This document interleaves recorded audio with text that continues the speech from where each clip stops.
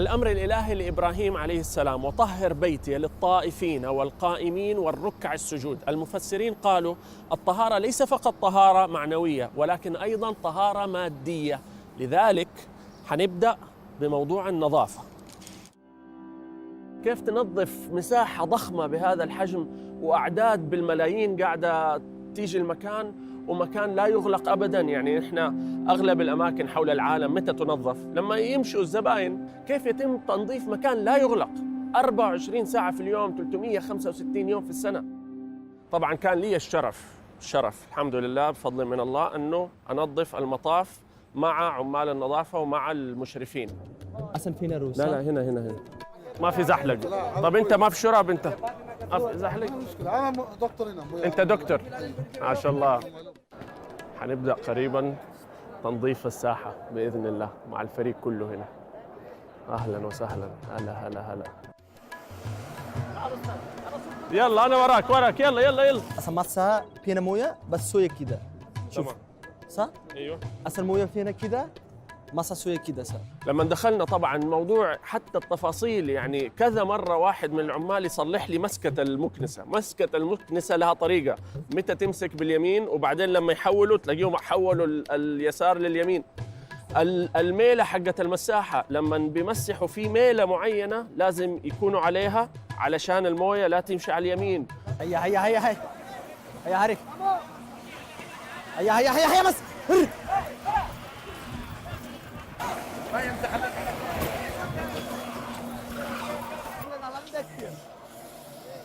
فهمت النظام. أنا أعرف الكاميرا بس أنا فهمت النظام. لازم جري حبة شوية.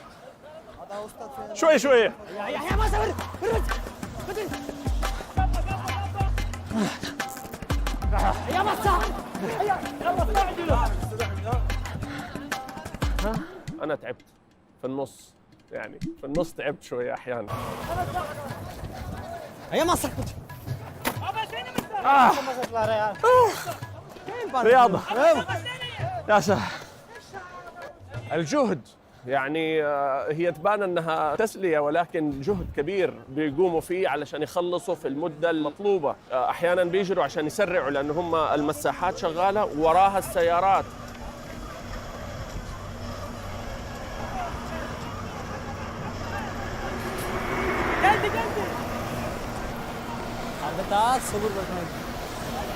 صبر بعدين ما نقدر.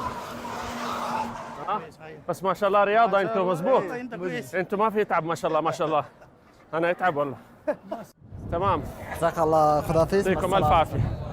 جزاكم الله خير. مرة شكرا. يلا. بس انا شفت انت مرة كويس. الحمد لله. وانت مرة ممتاز. انت مدير ممتاز. طيب خلصنا. شوفوا كم اخذ وقت كل الموضوع.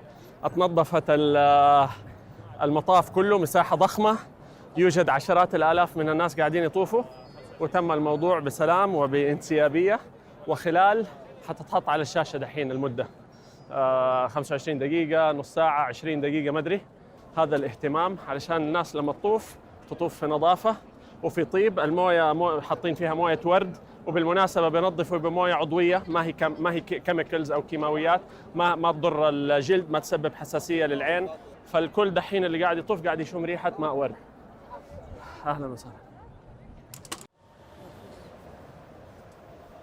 ما في جزئية في الحرم إلا بتتنظف. أي مكان تتخيلوه في 1800 عامل نظافة، 40 سيارة كهربائية، 60 آلة لتنظيف الساحات، 2000 حاوية في داخل وخارج الحرم. الأرضيات بتتنظف، الأبواب، الأعمدة، المنارات، الأسقف، كل مكان بيتنظف. وفي مكان مرة مهم أنه يتنظف كمان، وهو السجاد في الحرم. مع التوسعة الجديدة في 40,000 سجادة، لو انفردوا كده ورا بعض أطول من المسافة بين مكة وجدة. كيف يتم تنظيف هذا السجاد والعناية به؟ مرحلة إزالة الغبار والنبش. تعرفوا لما الواحد ينفض كده السجادة، هذا نفط ولكن نفط آلي. مرحلة الغسيل، يتم غسل السجاد بالموية وبعدين بالصابون، وبعد الصابون يتم غسله مرة أخرى بالماء. مرحلة التجفيف، ماكينة مخصوصة لتجفيف السجاد.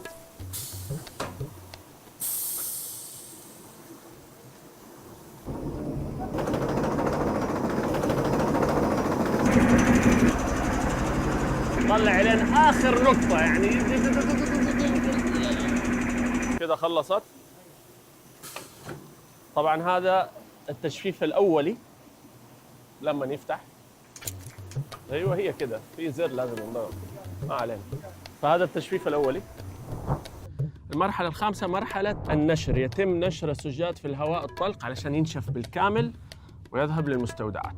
وقبل عمليه التخزين يتم عمليه كنس علشان لو في غبار في نمش باقي يخلصوا عليه.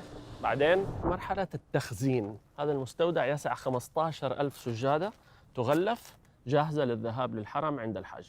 بعد تنظيف السجاد في عملية التعطير، يتم تعطير كل سجاد الحرم بماء الورد، وهذه عملية تتم بشكل يومي. في ربط واضح جدا وثيق بين الرائحة والخشوع، يعني أنت لما تيجي تسجد وتشم رائحة ماء الورد في السجاد، هذا الربط يساعد في موضوع الروحانية. الله يكرمكم حتى يعني موجود أحيانا بعض المساجد الغير معتنى فيها، كلنا بنعرف لما الواحد يسجد وفي ريحة يعني شيء مخمج أو ريحة شراب أو صح؟ هل هذه بتساعد على الخشوع؟ وأنت في نص السجود وقاعد تشم روائح؟ لا.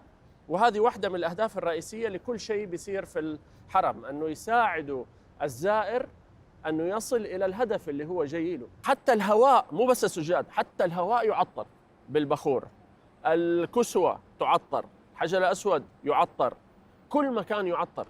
واحدة من أهم الخدمات اللي تقدم في الحرم موضوع الحمامات لخدمة كل هذه الأفواج الضخمة. يعني تخيلوا في الحرم مع التوسعة في 13,000 حمام تنظف 4 مرات في اليوم، وأغلب هذه الحمامات تحت الأرض. كل الحمامات مجهزة بمراوح، بعلامات المخارج الطوارئ، بالناموسية. والآن أضافوا الجهاز ده، إيش بيسوي؟ بيضخ مادة عبارة عن بكتيريا نافعة تتغذى على البكتيريا الضارة المسببة للروائح الكريهة